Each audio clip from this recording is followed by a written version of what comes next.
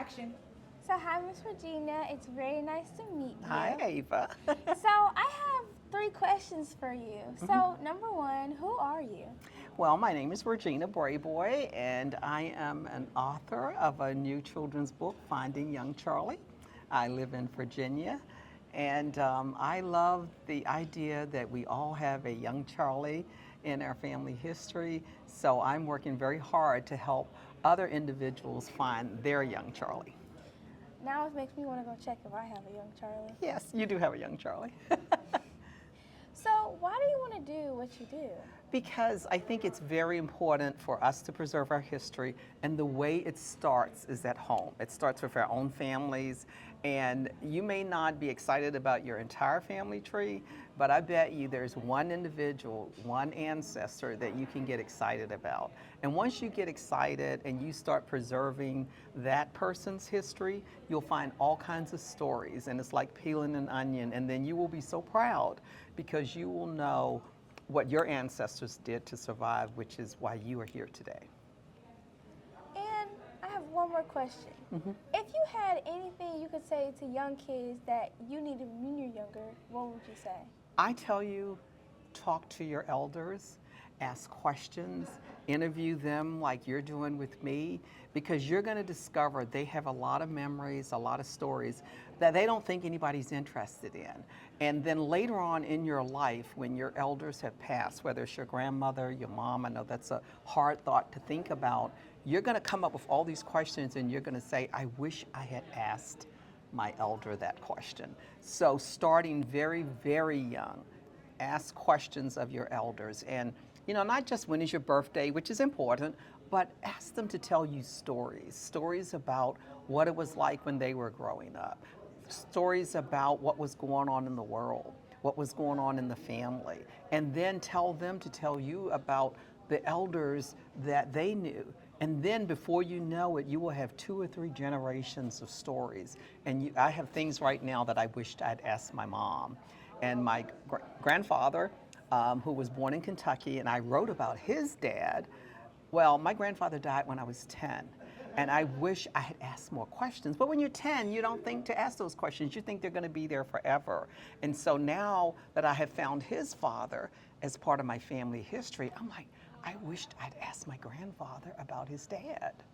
You know, now I have to depend on newspaper clippings, but, you know, and just researching records. But there's nothing like talking to the ancestor, talking to your elders, your parents, your grandparents, your aunties, and getting those stories. So that's the advice I would give to young people. Well, thank you for that. Now it makes me want to go do what you're talking about. Absolutely, and I'm willing to help. And you're right, it is like peeling an onion, because once you pull back so many layers, you start to cry because you realize. Yes, yes. So when you find, like, say, if you find your great-grandfather's death certificate, it might list who his father was or who his mother was, and then you'll get curious about them. And so then you're back, you know, you're going further and further back.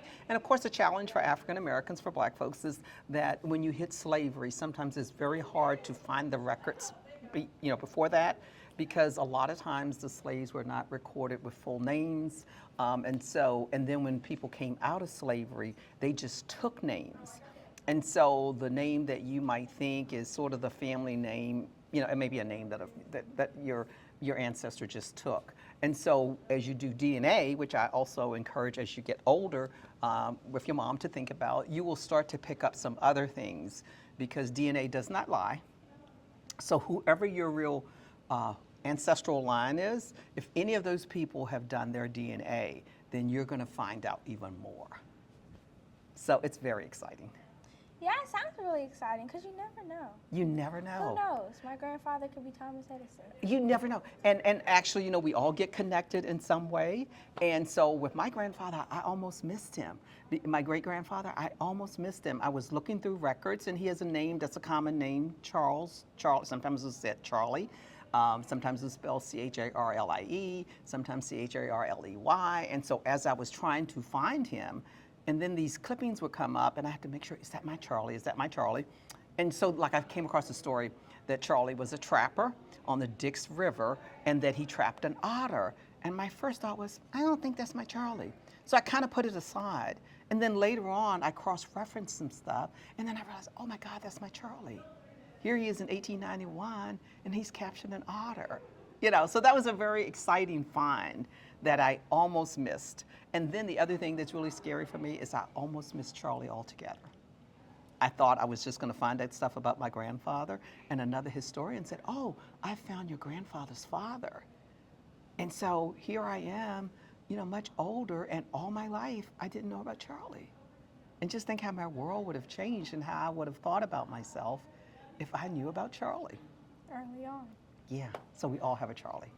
Well, thank you for letting me interview, and thank you for telling us more about yourself. Okay, thank you. And I'm happy to learn more about you too.